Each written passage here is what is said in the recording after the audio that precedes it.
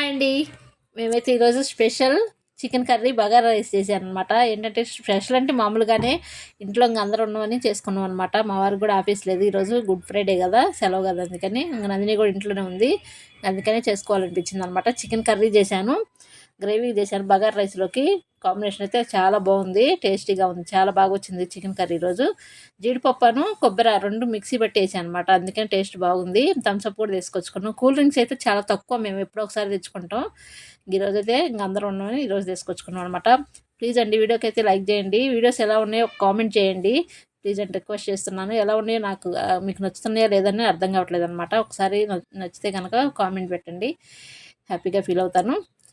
ఇది మా ఈరోజు లంచ్ అయితే చాలా టేస్టీగా chicken curry with bagara rice cool drinks అనమాట.